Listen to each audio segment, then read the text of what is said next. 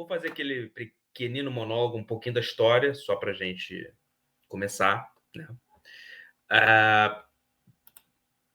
Vamos lá. Qual é a história da Coreia do Norte? O que acontece? Lá para o final, lá para a guerra, lá para os anos 40, foi criado o Partido Comunista da Coreia do Norte, 1945 especificamente. Aliás, eu vou mostrar um vídeo também mais para frente sobre os 80 anos do Partido Comunista da Coreia do Norte. Mas a Coreia, que entrou em guerra, ficou dividida em duas, né? Uma parte muito parecido com o que aconteceu na Alemanha. Ficou a Alemanha Ocidental e a Alemanha Oriental. Coreia do Sul, para o lado capitalista, Estados Unidos. Coreia do Norte, para o lado chinês, União Soviética. E foi feito nesse confronto, né, uma zona desmilitarizada. O que é essa zona desmilitarizada? É onde não há as barreiras. Essa zona desmilitarizada existe até hoje. E toda vez que essa zona é atacada, e nós vamos falar sobre isso, um país se sente ameaçado pelo outro.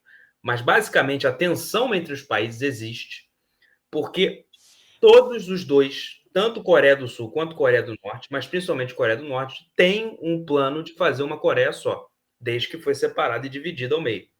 Beleza? Então, a Coreia do Norte ficou com o lado comunista, o lado da esquerda, o lado... Só que a gente tem que perceber uma coisa importante, porque há uma diferença muito grande entre a esquerda soviética e a esquerda chinesa e asiática. O que há?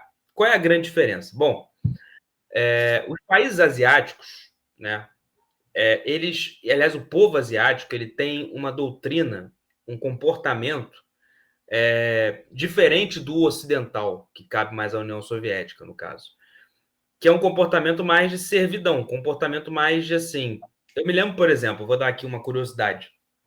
Eu, quando estava num cruzeiro uma vez, estava conversando com um pessoal que trabalhava lá, e eles me diziam uma coisa muito interessante, que os donos dos cruzeiros preferiam contratar pessoas de origem asiática, japoneses, chineses e tudo mais, porque essas pessoas não se incomodavam, né, como os brasileiros, ou os argentinos, ou até os americanos, em trabalhar além do tempo. O brasileiro, por exemplo, tinha que trabalhar 16 horas, 16 horas em ponto, o brasileiro parava de trabalhar no navio, ia dormir. Os asiáticos, olha só, precisa limpar uma privada ali, não sei o quê. Os caras iam, trabalhavam tipo 20 horas, assim, no navio, tranquilamente, sabe?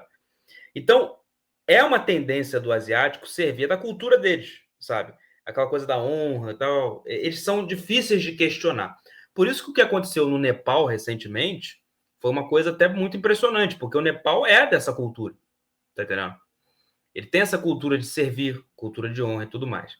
Então, quando você mistura uma doutrina pesada do comunismo, uma doutrina do comunismo radical, junto com essa cultura do asiático, você cria um país que é o que é hoje, que é uma verdadeira caixa preta, né, com regras completamente doidas.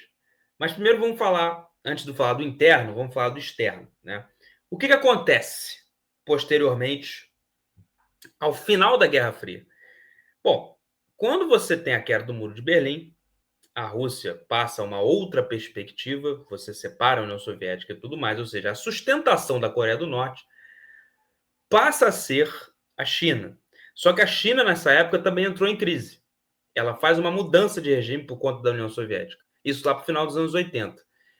Inclusive, a gente até falou sobre aquela filmagem na famosa Praça da Paz Celestial, onde aquele estudante, né, peitou, enfim, é uma pessoa que ninguém sabe até hoje quem é, sumiu, sabe? Mas que peitou os Dizem tanques. que foi executado, né?